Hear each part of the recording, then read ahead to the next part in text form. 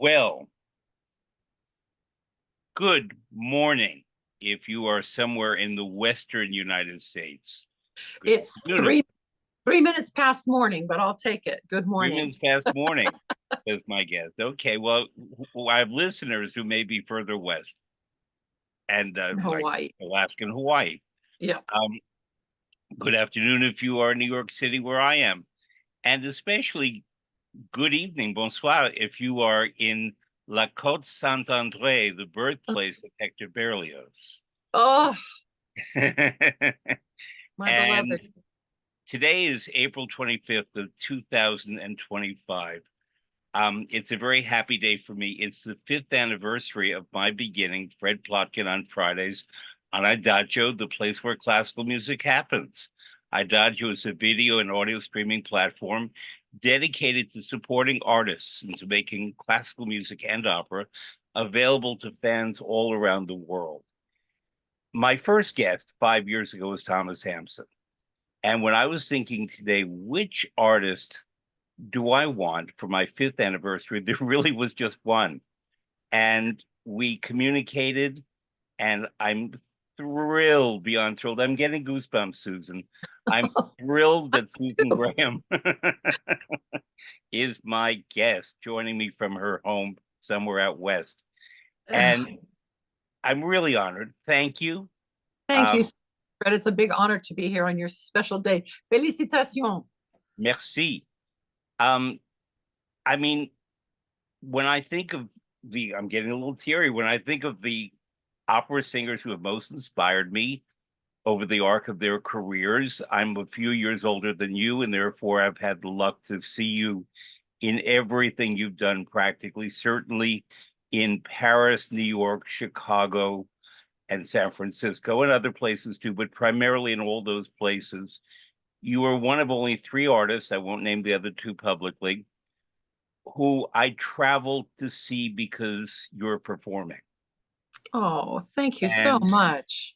that there really are just 3 right now who are active opera singers. Oh, And so it really is a thrill. We've never met. We once had a phone conversation years ago when I was doing an article for Opera News about costuming, but we never have had a conversation as we will today. So, Susan oh, Graham, thank you. it's such a thrill. Thank you. So I mentioned, I'm going to get right into the deep part. I mentioned Hector Berlioz, and he is one of my 2 favorite composers in all things. I won't say he's my favorite opera composer only because he didn't compose that many, but I love his operas. And you, to me, are the great Berliozian. And I think people Oh, who are in music divide into 2 groups, the Berliozians and the I non-Berliozians. was just about to say, you either love him or you hate him. I love him. I love I him mean, too. tell me why. I love, I love the power of the drama because for me he's a direct link to Gluck, Mhm. who basically reinvented the form of opera. Gluck sort of was the first to have the through line, the musical through line. It wasn't just set pieces and applause and set pieces and applause. And and Berlioz is very much that way. Also, I've always been a huge fan of the orchestration of Berlioz, what he uses, Yeah. how he orchestrates to tell the every element of the story. And you can hear, I've done so much of it now, I can hear 4 bars and know if it's Berlioz. And Yeah. I love that. The stories that he chooses are also, pretty epic. One in particular stands out, Les Les Troyens. Troyens. There's Yeah. hardly an opera more epic than that one. But I did Béatrice et Bénédicte. I did Mhm. La Damnation de Faust, which is not technically an opera, but it has been presented as one on many occasions. And I've done like 4 or 5 staged productions of Damnation de Faust, which is Really. kind of unusual, but yeah, I just love it. I love the lyricism of the storytelling, the lyricism of the vocal line, and the impetus of the orchestration. It really just makes my heart beat fast. Mine too. I mean, when you say the heart, I'll explain. And I should first say that he's the only composer I refer to by his first name. I call him Hector because I feel this sort of intimacy with him that I don't feel with any other composer. I love Rossini. I love Verdi as a man. There are many composers whose work I adore, but Hector is just different to me. Yeah, And I agree. when I'm asked to describe a bit why, I say many of the things you said, but I also say it's kind of like having a blood type or a biorhythm, that there's something about the way his music moves that Mhm. is the way my heart beats. Yeah. And it's kind of like belonging to a cult in a way because, are you a Berliozian or you're not a Berliozian? Well, he's And unlike any other composer. His yeah, his musical language and his sensitivities and sensibilities and aesthetic is unmatched. I mean, yeah. everybody has their own, but his is particularly compelling, in my opinion. How did you first discover him? Les Nuits d'été. His song group. Yeah. Wait, I lie.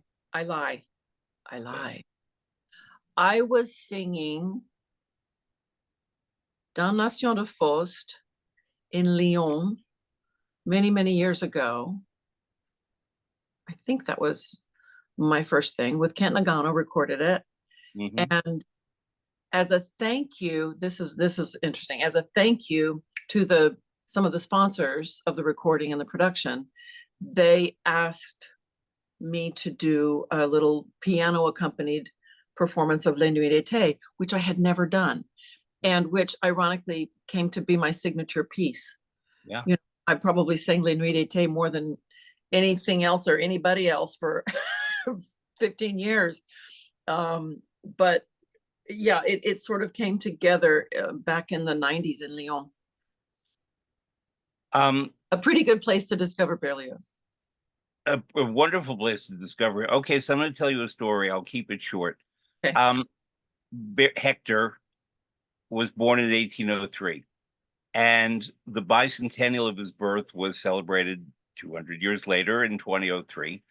Yes. And I've always felt that the French don't give him the proper honor and due that they should. And at that time, the president of France was Jacques Chirac. And my French is okay. It needs help. You have the beautiful accent. I don't, but I can put words together. And I had a French friend, Anne Marie, check my grammar when I wrote the letter, that it was properly addressed to the president of France. And I said, in effect, that I felt that Monsieur Berlioz was France's greatest composer, and that he resides in the Montmartre cemetery, as I recall, or Montparnasse, I forget which one now, and that he belongs in the Pantheon, like other great Frenchmen. And I did not hear back, and I did not hear back. And then I got back a letter from the president of France saying, Mes compliments pour votre français, my compliments to your French. Um, and, we honor Berlioz, we honor all the great French artists. Mais il reste où ça trouve. He'll remain where he is. Ta-da. Well, that was nice. France wrote to you, Yeah. but pursuant to the bicentennial of his birth, that is the year that I did Les Troyens at the Châtelet. Which I saw. Right. Yeah. And it was my first Les Troyens fittingly in that year. Yeah. It was an amazing experience, let me tell you. To Um, do that piece in France in that year. It was and great. just remind me, because I've seen you do it numerous times, because you're Gregory Kundi and Anna Maria Antonacci. Uh-huh. Yeah. Okay. Katerina. Anna Katerina. Katerina, that's right. Thank you. Yeah. Yes. And who I also saw do it in San Francisco with you, I believe. Right. Yeah. Okay. And John Elliott Gardner conducted it, Yes. which was So highly unexpected, but highly thrilling. tell me why it was, I mean, I can imagine, but why was it a special and unusual experience? Was it the bicentennial? Was it the French? No, it was his interpretation of this music matched mine. So we were totally in sync with this because you think of Les Troyens and you think of some big epic. Well, it is an epic piece, but you think of you know giant voices and giant orchestra, giant everything to match the scope of the story. But he was known for mainly conducting earlier music, especially at that time. And, I'm not Jesse Norman, who had famously sung Didon at the Met and elsewhere. Right. And so the fact that we took a more kind of bare bones approach to it was so essential. We got to the humanness of it. We got to the not giganticness of it, but to the more intimate storytelling.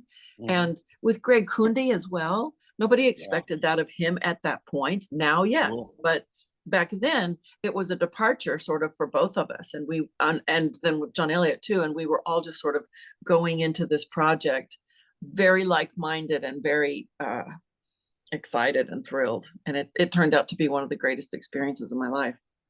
I'm just going to insert a parenthesis. Will you and Greg Kundi, if you've not done this already, consider either a concert, a recording, or maybe a full production of Samson et Dalila? No. I can't speak for Greg, but for myself, no. That's a really nice try though, Fred. I do try. Don't ask, don't get.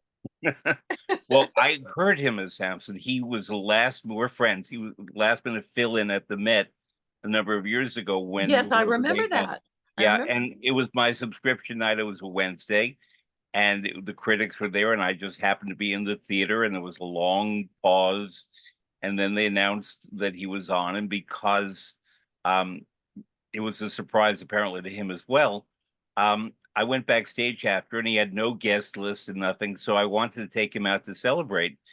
And by then, because of the delays in the production, all the good restaurants near Lincoln Center were shut. And we wound up, I forget the name of the coffee shop on 58th Street that's open all night, for the Mount Sinai West Hospital, where the nurses go. And we had salad and Pepsi to celebrate it. Bravo for his first Samson at the Met. I know. He's amazing. It's just a part that I love to listen to other people sing. Yeah. Dalila. So let's get back to Didon, because my favorite role, and you are my favorite Didon. And who did you listen to singing that when you were learning and beginning to approach Hector? I listened to Regine Crespin. I coached it a lot. I had a wonderful, wonderful French coach named Denise Massé. Who I knew, and I loved her very much. She's no longer with us, sadly. But she was from Montreal or Canada. It was from Montreal. Yeah, right. She and I did all of my French recordings with her, and all of my French roles, and everything every French word practically that came out of my mouth passed through her first. Yeah. And she had a wonderful way of getting inside the language and the meaning of the language, not just the diction and the sounds, whatever. But so through listening to French speakers, French singers, also then I'm not one who listens to 45 recordings before I sing something. I listen to a couple to get sort of the lay of the land linguistically. Yeah. But I've always really adhered to, like, start with a blank canvas and don't try to do anybody else's painting. And through that, I found, particularly with this role, because she's so very, very human. Yeah. I just went up to my eyeballs into the organic humanity of what she says and how she says it and the music she says it to. Because it's so real and it hits you right here. I felt like I don't mean this to be heresy, but I didn't feel like I needed to listen to a bunch of other people doing it Yeah, because I no, I was get it. so embracing it and I so loved her and I wanted to find my way through her, you know. I've seen you in several productions, and to me, the last 25 minutes, or maybe the greatest 25 minutes in opera, along with the last 90 seconds of Lohengrin. Okay, I'll leave that then. I love those 90 seconds, but the last scene of Les Troyens, and then the way the music surges as Aeneas and company head off to Rome, and I'm getting goosebumps again. We have lost Didon. In my view, I've lost Didon because that's the character I identify with more than Aeneas. Cassandra has her moments. I love all the characters, and Mm. but he he does her wrong ultimately, and Oh she yeah. puts her people ahead of her love. And it's Aida's the same kind of story, but Well, um, what about that bit in the fifth act where she's hurling invectives and curses and yeah, she's so angry because he done her wrong. right. I And know. that that to me is one of probably the most, that's the closest I'll ever get to Medea. Yeah, I yeah, saw Sandra Radvanovsky sing Medea. It's the most extraordinary thing I've ever seen on stage. yeah. But that fury that she has sort of throughout is concentrated in that big scene in Act 5 of Les Troyens. But it's, to me, it was so thrilling and it was so cathartic, Fred. When you're on stage, I always say this: the stage is the place to work out your stuff. Mm, And whether it's deep feelings of love or deep feelings of fury or anger or jealousy or silliness or whatever, it has its place, and you can go 10 times farther than you could in real life mhm. with those things. So that's one reason that I love every moment of Les Troyens, because Didon comes on in the third act, and she's beloved queen. Everyone loves her so much, and she loves them, and it's just this big cultural love fest. And Yeah, then Aeneas comes along, and in the fourth act, she turns into a giddy 16-year-old, yeah. forgetting about all of that other stuff and just so enamored of him. And so that's all the beautiful love music and the tender. And I was going to say maybe the most beautiful love duet in opera. I can name two Yeah, or three more, but that's yeah, certainly among them. so beautiful. And then Yeah. in Act 5, she's a woman scorned, and she just tears it all up and then kills herself. What more is there? But serious question, and because I hear what you're saying about how an artist can work through a lot of what in Yiddish is called shticklock, a lot of shticklock on the stage, and but if the artist is in love and then gets to sing that love music in that act, but then it's an entirely other emotion, maybe I'm not going to say one connects more to one aspect of the role than another at a certain point in your life, and then another point in your life. I mean, I've Maybe, spoken to many women but who've done Tosca, and they all say that sometimes I feel this part of her, and other times I feel that part of her. sometimes the stabbing is the best part of the opera. Yeah, No, yeah, I mean, I just think that I think all of that stuff is in us all the time, yeah. some corner. And all I know is that every time I've sung Didon, it's 100 miles an hour the whole Yeah. time. Um, I want to go to another role of yours. I've loved them all. I'll be blunt. But Iphigenie on Tauride, Very which had similar. a wonderful Stephen Wadsworth production at the Met that you Mhm. did with Paul Groves and Placido Domingo. And I can still, if I had to, sit down and draw the scenery from that production because it was so, to me, beautifully designed to communicate what was supposed to go on. And in preparation for today, I read up again about Hector, and I realized, that the very first opera he saw in Paris at the age of 18 was Iphigenie on Tauride. Yep. It's no surprise Yeah. that there is such a connection. between those two composers. He was very influenced by Gluck. When he began to study in Paris, the first thing he did was copy the scores of Iphigenie, Entouride, and Aulide. And that was the way he began to organize his thoughts as someone who did orchestration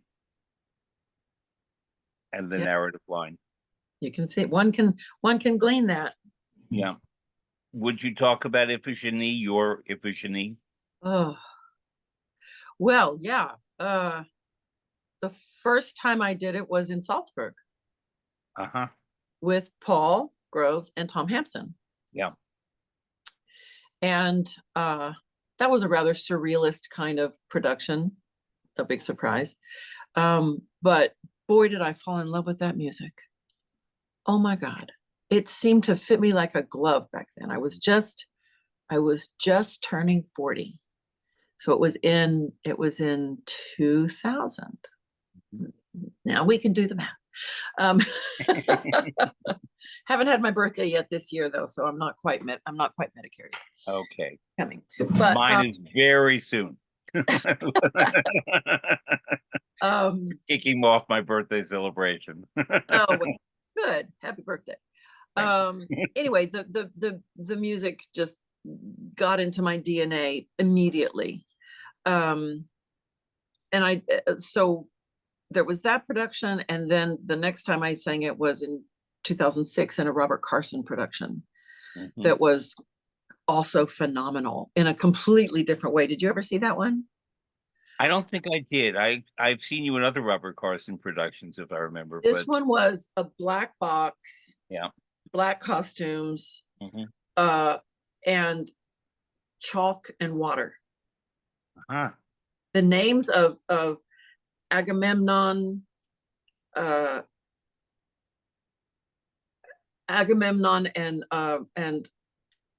Electra were written on the wall, and then they got splashed with water to indicate the blood of the deaths of the family deaths. Wow. And erasing names and drawing. It was genius. And we did it in Chicago, San Francisco, Madrid, London. It had a big life. And every time it was,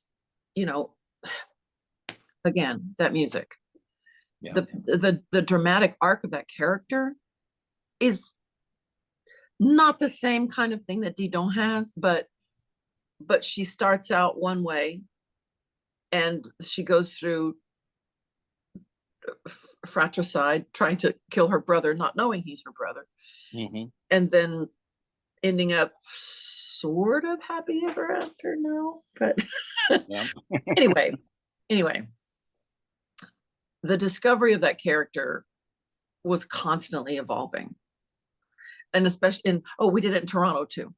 We forgot. And then I got to the Met production with Stephen, which was completely different because it was much more realistic, much more literal, and very different kind of storytelling. But with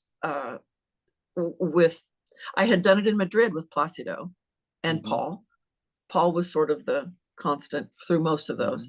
And so by the time we got to the Met, we were immersing ourselves in that kind of storytelling.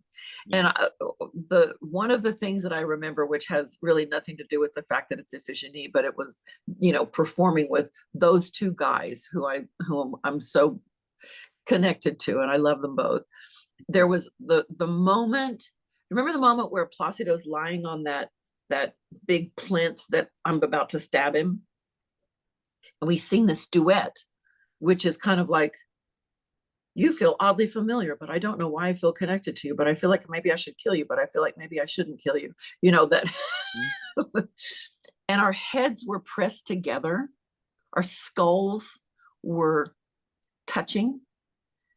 And I can still hear the ringing of the echo of Placido Domingo's voice vibrating through his head into my skull. It was something that I'll never forget. Just that, and he was a baritone by then, but feel that. I mean, it was like nothing I'd ever experienced. It was insane. But Well, the, yes. sorry, I was going to say the staging for that show was very intimate with both with Paul and with Placido and with me and my priestesses. Also, another funny thing is that Stephen Wadsworth had me on stage the entire time. Yeah. Even when I wasn't singing, I didn't get to go off stage and, get a drink of water or anything. So, and it's a lot of singing. And I would get a little parched, need a little refresher drink. So we had little water bottles with straws hidden on the set. But the cleverest one was there's one moment where I'm just so overcome with emotion that I sort of fade into a circle. I'm surrounded by my priestesses and they're all supporting me. And one of them had a bottle tucked in her robe with a straw sticking out. And I just buried my head in her shoulder and and for the broadcast, for the HD of that, I was very sick. Oh. And I had like bronchitis and stuff, but I couldn't, you don't want to cancel the HD. No. So I had the costume department give me Kleenexes, but that were black so that I could stuff them in here and they wouldn't show in my black costume. This is live theater, man. This leads, you were talking about Placido at a certain point becoming a baritone again. I'm going to bring up another baritone who you mentioned because he was my first guest on this show, Thomas Hampson, with whom we worked a lot over a whole range of repertory. And I'll invite you to talk about any you want, but I want to ask you specifically about one, sticking to the French, Massenet's Werther, that he sang in the baritone version, and you were Charlotte, and you were, forgive me, a gorgeous, magnificent Charlotte, I've said it. And he was a very unusual, and I don't mean that euphemistically, he was a very unusual Werther because he's a baritone. Right. And it's a tenor role. How often does a big house do the baritone version of Werther? Right. Talk about that particular production and how it was musically for you singing with a baritone in a role that you're accustomed to singing with a tenor. Well, we rehearsed it so much that it seemed normal to me by the time we got it on stage, of course. Donald Runnels conducted it, I believe. And we all found our way through it. It was unusual in that not a note of my music changes. I sing the same thing whether it's a tenor or a baritone. His music changes, instead of pourquoi me réveiller, he'll sing pourquoi me réveiller. And just certain phrases are just manipulated so that, he's not singing tenor high notes. Right. But Tom kind of is that character because he has such a he's a introspective, very thoughtful, poetic mind. And he's also an enormous goofball, but that side separate from Werther. But in a way, he's a Middle European who was born in the Pacific Northwest. Exactly. Yeah. Some cruel twist of fate. Yeah. Yeah, completely. And he was very influenced by, wasn't it, who was the famous Italian baritone for whom Massenet wrote the baritone version? Don't know.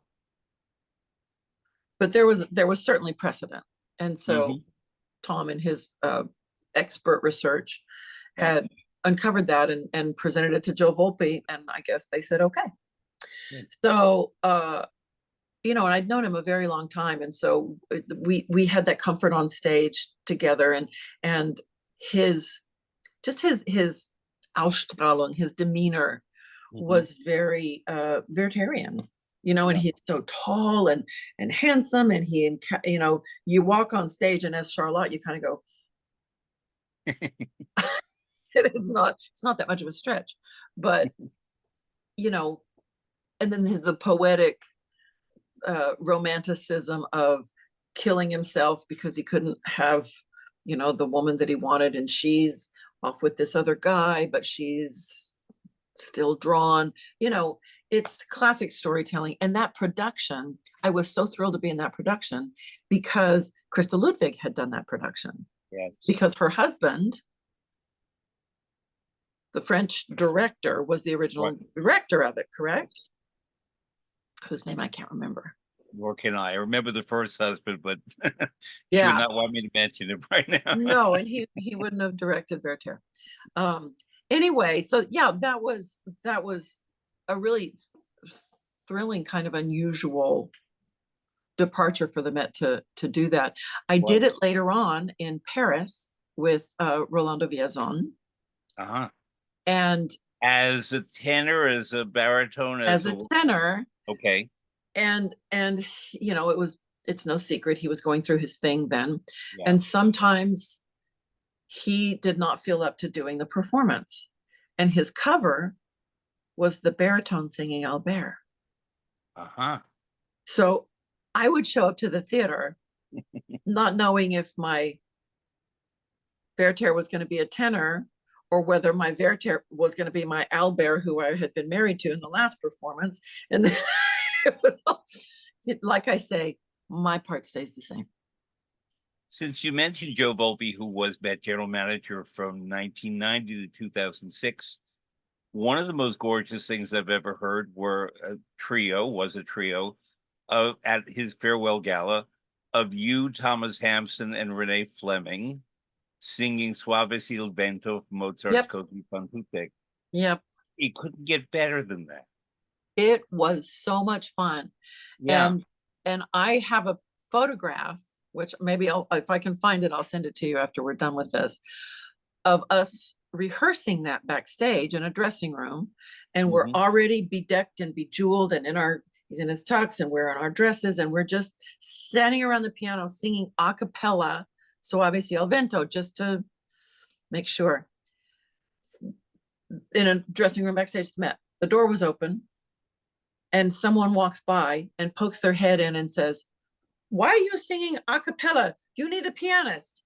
And sat down and started playing it. It was Placido. So our rehearsal pianist was Placido Domingo. It's hilarious. And I remember at that time I was being blinged by Cartier, and I had a beautiful necklace and beautiful earrings. And then Tom was backstage going, "How come you guys have all the diamonds and I have nothing?" And they had sent over a brooch, so I stuck the brooch on him, and he got to go out then with a diamond Cartier brooch.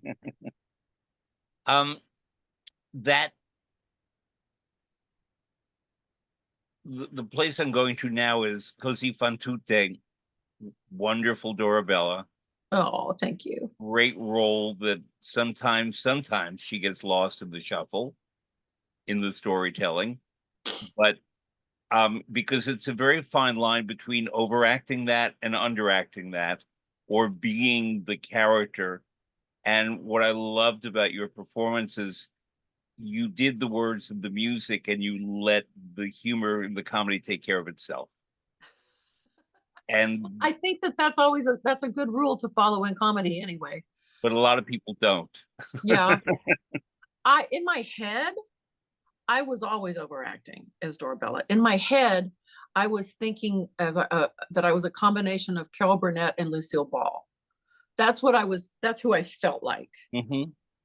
But not possessing the chops of either of those brilliant comedians.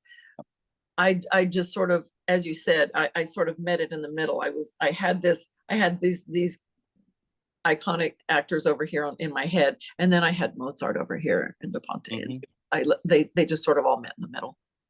One of the funniest performances by anyone I've ever seen in opera was by a singer we don't think of as funny, Olga Borodina, as Isabella in Italiano in Algeri. And she's so completely focused on the stage direction, on the notes and so on, that she was hysterically funny because she didn't try to be at all. Didn't even do one thing, I'm sure. And she was sort of glum, but in her seriousness, she was hysterically funny because she took every moment so seriously, unlike, say, Marilyn Horne, who's magnificent, but knows how to play comedy. Always had a wink. Yeah. Yeah, always had a wing. There I was no, I I had more fun as Dorabella because I felt like, I mean, a lot of most mezzos hate Dorabella, most baritones hate Guglielmo. That's because it's about Fiordiligi and Ferrando. Mhm, But for that reason, I guess I always had so much fun because I felt like there was not really that much pressure. right. And I remember so many crazy things that happened. Were you at that performance that Cecilia Bartoli Mhm. All of them, yeah. had? But there was one performance that Jimmy canceled and Cecilia canceled. Yes. So Mary McLaughlin flew over on Concorde to step into Despina, and Carol Vanessa and I were singing Mhm. Fiordiligi and Dorabella. Right. There, it was a day where a lot of things were going wrong. Martin Esep had stepped in to cover for Jimmy, who was Yes. indisposed, and we had never rehearsed with him. And it was, I think, a Saturday afternoon. Yep. So there was this, Marty's have conducted 2 performances, his first and his last, right, and I was and I at was at both. both. So was I. and and I just remember the moment during the date scene where the boys are already Yep. disguised. They were on a wagon that was supposed to slide in from stage right, I believe. And Carol and I are arm in arm, looking out into the audience, waiting for this wagon to arrive behind us. And Yep. it didn't come on, and it didn't come on, and it didn't come on, and everybody's waiting for something to happen. And the music, there was no music because it was supposed to come on in silence. And finally, Carol says to me, on the count of 3, look over your left shoulder. She goes, 1, 2, 3. And we both went, oh. And then we looked back out at the audience like, oh, nothing's happening. Everybody laughed. It's very funny. These crazy things that happen. I remember another Paul Grove story. Paul and I sang together so many times, and there's always hysteria involved. Mm. And this, I remember we were doing Cozy. It may been that same one. I don't remember. But it was a dress rehearsal, I think. And they'd gone into the wings to get back to their original selves after the disguises.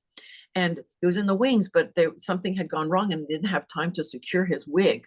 So he had the little George Washington wig, and he came out and it wasn't secured, but he turned his head, but the wig didn't turn. So he did the whole rest of the scene with the little rolls right here on his nose. And he sang that finale laughing his head off. And I could look at him because I can't sing and laugh at the same time, but he can. Mhm. So that caused me a lot of trauma throughout our performing careers together. I mean, there are so many roles I want to ask you about. We mentioned Robert Carson Mhm. and the famous Rosencavalier production, which I adored. I know not everyone did, but I adored it.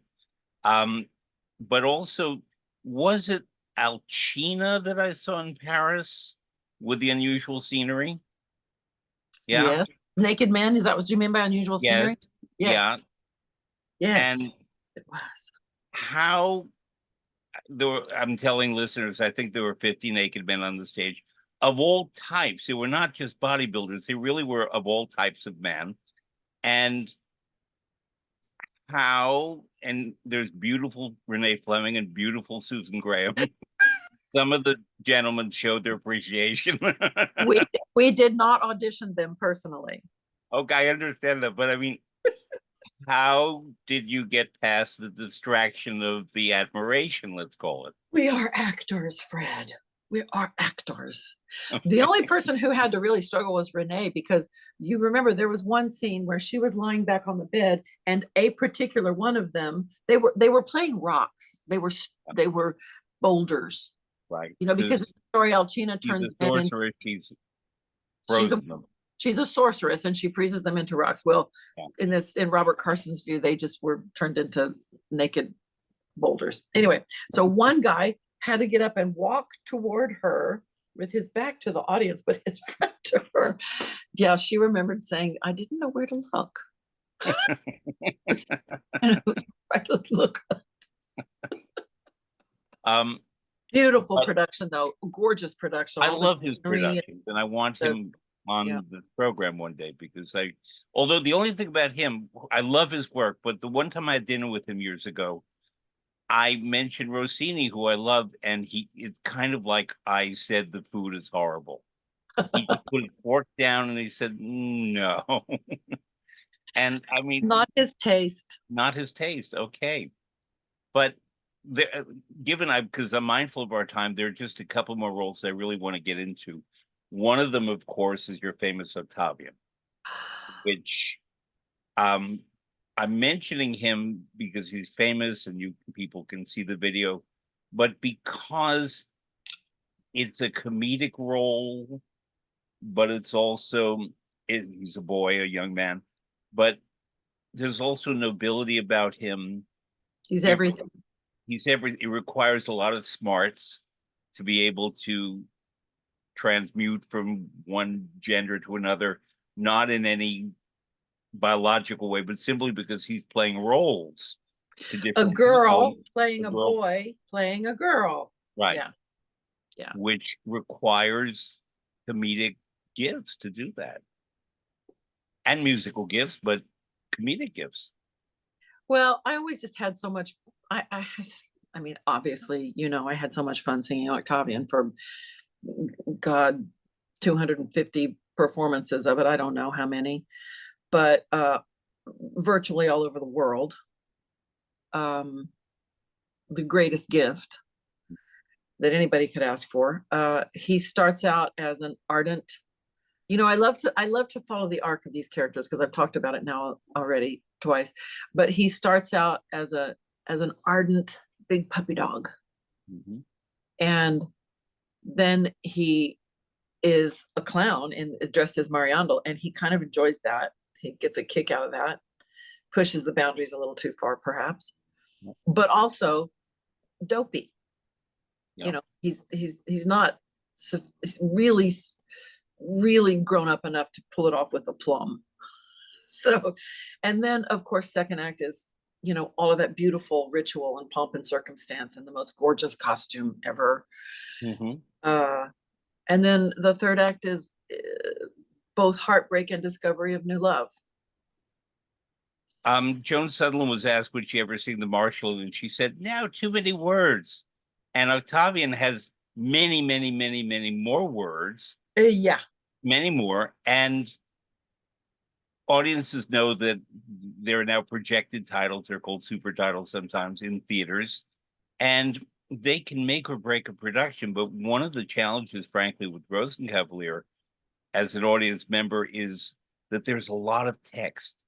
And I want to follow the music and hear what Strauss was doing as much as Hofmannsthal, especially because one production I went to that you were not in, the opening lines, Wie du warst, wie du bist, was, you are good, you are good. And that ruined the opera for me. That sort of puts it on a different plane, doesn't it? No, I did all kinds of productions. Probably the most modern one that I did was the Wernicke production in Paris that had started out in Salzburg. And then most of the other productions I did were pretty traditional. I did not do Roberts. Yeah. I had issues. Okay. I wasn't asked to do Roberts, but I stopped singing long before then. But I mean, I had questions, which I eventually asked him. But anyway, it's the most glorious music ever written. What can I say? Okay, I think Les Troyens, but I'll give you that. Yeah, Les Troyens is as a whole, but I mean, come on, that final trio, there's nothing better. Is glorious. Than the Rosenkavalier trio. And I toyed with the idea of singing the Marschallin. I was invited to do it before I had stopped singing Octavian, and I wasn't ready to mix them. I wanted to wait until after Octavian. And then by the time I stopped singing Octavian, I really could identify with the Marschallin because Heute oder Morgen was a very real thing, and the passing of time and getting older. And I mean, I loved singing that text, all that whole idea. But there was just that one high B in the trio. And I hesitate to admit that it was one note that kept me from doing that role. But I've always been a person, Fred, that if I couldn't do something the way I wanted it to be done, I wouldn't do it. I hear you. I Which is also why want to point out I never sang Carmen. that's okay, but you still can do Dalai Lama and Concert with No, Craig. I can't. Okay. No, it's not me.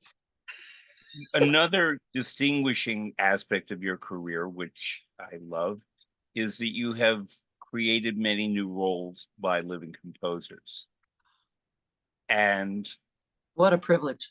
there is that, I mean, you were the star of the opera that is the most performed new opera of the 21st century, namely Dead Man Walking by Jake Heggie and by Terrence McNally. And Terrence was a Texan. Did you work with Terrence? Did you meet him at all? Oh, yeah. Know him? Please talk. I know Jake, and we'll talk about Jake. He's a friend of mine. But Terrence is someone who, unfortunately, people have forgotten. He died of COVID. And he was one of the first. And we were friendly. We were not close friends, but I certainly admired him a lot and loved his libretto for Dead Man Walking. Incredible. And who was sort of, I mean, wasn't correct me if I'm wrong, but I think I got the story right. Jake had a list of 10 operas and he gave it to Terrence, and Terrence picked Dead Man right away, and they both that's what Jake had hoped he would pick. Right. Basically, that's the story. Yeah. Many people know the opera. And I'm going to refer people to Jake's conversation with me on this program. They just have to go to YouTube, Fred Plotkin, Jake Heggie, Heggie, because he tells a great length about what it's about, and that it's about a lot more than is the death penalty right or wrong. Oh, yeah. A lot more than that. That's just the framework. Right. And so, but you played Sister Helen Prejean, a real person. And recently I saw you at the Met as the mother of the man who committed the murders. And Joseph is his name.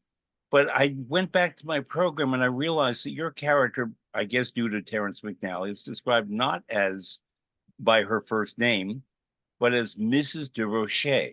She doesn't have a first name. I gave her one. What did you call her? Tammy Faye. Tell me why. Tammy Faye de Rocher. Yeah, I know. I like it. But she's Southern, and she's she's kind of country. Right. In my estimation, I have a lot of ideas about Mrs. de Rocher. I like to think that she's damaged because but then on the other hand, only 2 of my sons are in prison. Yeah. The other 2 are too young to be in prison yet, but probably could end up there. But who knows? I see her as a recovered or not recovered addict. Poverty.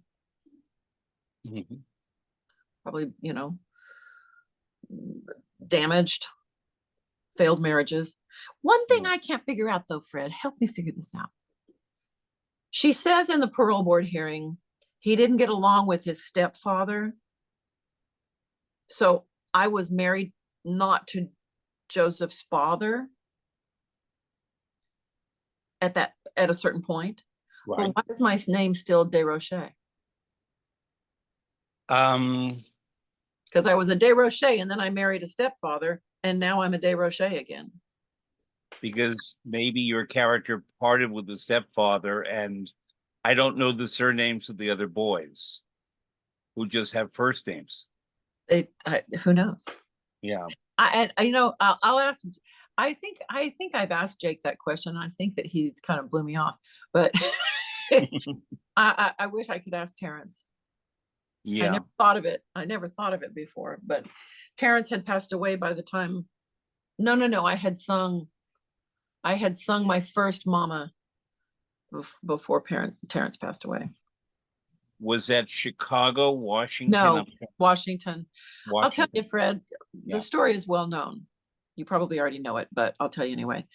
When I sang Sister Helen in 2000, during the preparation of that piece, which was, as you can imagine, incredibly intense, this is a new piece. It still brings people to their knees. But imagine when it was brand new. And in rehearsal every day, Flicka, me, John Packard, Patrick Summers, Jake in the room every day. And we're just unfolding these texts every day and figuring out how it's going to hit us as humans. Every day was new. We started each day with a box of Kleenex that was full. It was by the end of the day. Anyway, so this intense emotional thing and death and all this stuff. Anyway, so during that run, I lost my father. And I was going back and forth to Texas. I couldn't go back during the rehearsal period, but I went back after the first performance and then went back to San Francisco for the second performance, and my father passed away. It was such a painful and powerful marriage of life and art that I got through the end of the run. I skipped a couple of performances and I got through the end of the run with my cast, literally, and Sister Helen, the real Sister Helen. Literally, they were holding me together to get through the end of the run, because you're dealing with death and on stage and off stage, and it was so much. I never sang Sister Helen again, and just that one time. And of course, I was asked because it was such a tremendously successful piece, and I was associated with it, and so they asked me all the time, and I never could. 17 years went by, and I had never sung it, and finally, and I love Jake, and he's one of my best friends, and he totally understood, and he wasn't offended by it or anything. Francesca Zambello called me, and she said, okay, you got to get over this. She said, I'm doing Dead Man Walking, and I want you to sing The Mother. And you've got to make friends with this piece, and you've got to do it for yourself, and you've got to do it for Jake, and you've got to take it back. And so I said, okay, I'll sing The Mother. And of course, the first 2 weeks of rehearsal were as hellish as I had imagined they would be. But working through it, and you get used to it, and you hear it, and it's the wonderful Kate Lindsay was Sister Helen. And every time I heard her sing that music that was still in my soul, I would fall apart. But it got to the point where it was fine. And also, Mama gets to fall apart. Yeah. Sister Helen doesn't get to fall apart. But that's one of the reasons I love Mama, because she is the emotional heart of the piece. Yeah. She gets to have all the feelings that everybody else is having, but they don't get to show. So since that Washington National Opera production, I did it there. I did it in Chicago. Did I do it someplace else before the Met? I don't think so. I saw it in Washington, Chicago, and then the Met. Yeah. And the Met had an Ivo Van Hove production, and it was I think, a very fine production. They used more video than I tend to like in opera productions, but it kind of worked. I'm not objecting to it here because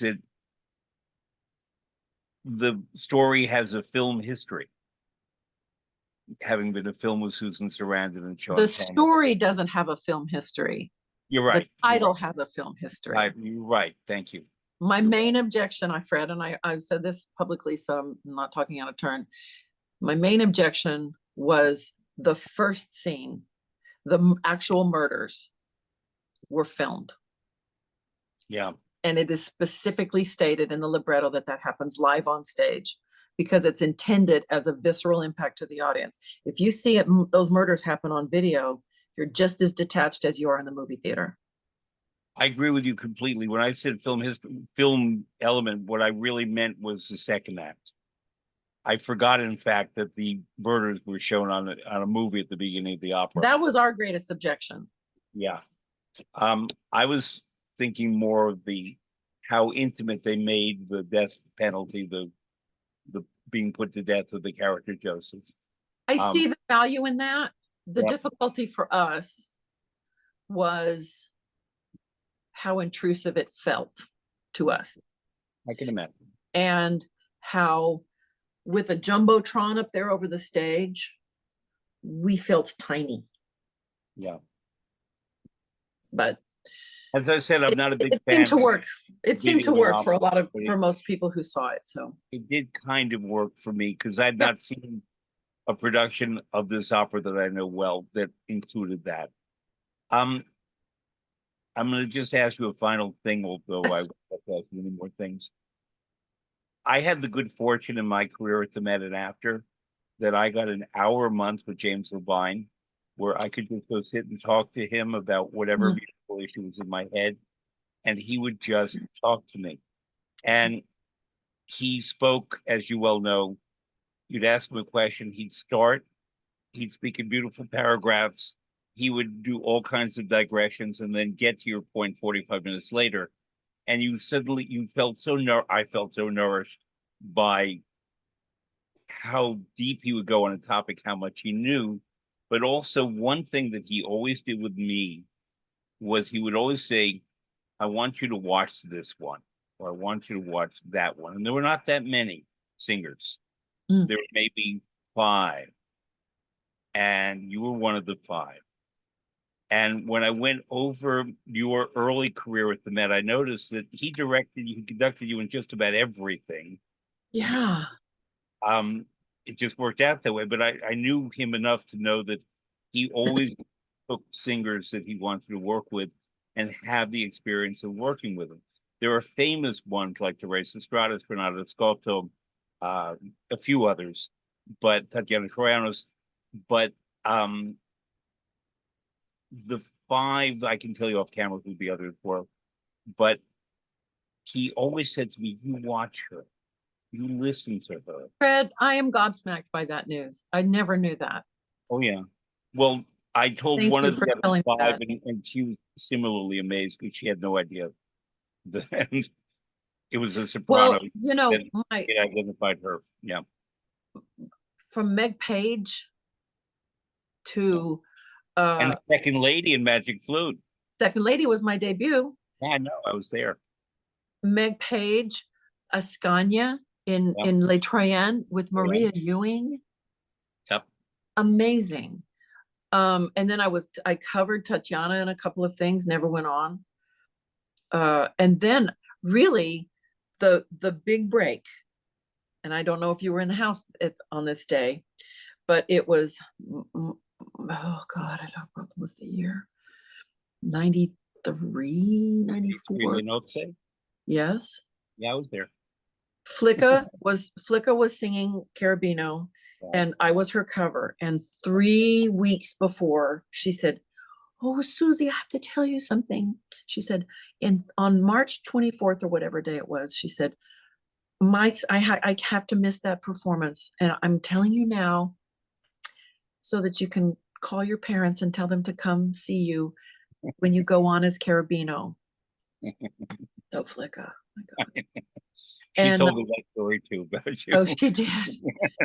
And so I did, and I didn't have any rehearsal on the stage. And it was that Pinnell production where Carabino slides in the windowsill. And the first, I got to slide in once before the curtain went up, but nothing else. It was Tom Hampson, Ferruccio Furlanetto, Dawn Upshaw, and Patricia Schumann, I believe. Wow. Yeah. I think that's right. And I remember Non so più, first act was a blur. But I remember when I started Voi che sapete, I looked at Jimmy. I hadn't rehearsed it with him. Yeah. And he was leaning back and doing that thing that he used to do when he was happy. And when I finished it, he blew me a kiss. Yeah. I was an understudy. I know, but and then, well, and you watch that woman. From that came my first Octavian at the Met, which, as you recall, I had only opening night because Anne-Sophie von Otter had the whole run, but she couldn't be there on the premiere. Right. And I had the premiere. So I got to do all the rehearsals. I had just done a run in Wales, so I knew it cold. But don't think my knees weren't shaking when that curtain went up. Oh my God. Mechthild Gessendorf was my Marschallin. Mhm. Heidi Grant Murphy was my Sophie. Yeah. Oh my God. What a, In and the old famous production. that's the only one I ever did. Did Bruce Dinell direct it? Because Bruce Dinell Yep. basically was responsible for reviving that production every single time. Oh, yes. Yeah. Oh, we still talk about it. He's Yeah. a friend of mine in Santa Fe. And I say this in the best way, he was a guardian of that production. 100%. Yeah. And a fierce guardian of it. Yeah. He preserved every idea that was original. Yeah. And everything that anybody tried to mess with, he would explain why you couldn't. Right. I remember. Loved it. So I'm a man of my word. You kindly gave me an hour. I loved it. You gave me the best gift. Not only Happy today, anniversary, happy birthday, and happy anniversary. thank you. You, as you know, James Levine was right. That's all I can say. Oh, that makes me cry. And I really thank you, and I look forward to seeing Fred, you. I'm a big fan of yours too. Thank you. I admire so much that you've done for our art form and all of your genius and all of your experience and your wisdom. And Claudia's right. You're a mensch. Claudia Catania. Thank you. And so officially I say, Susan Graham, thank you very, very much. My pleasure.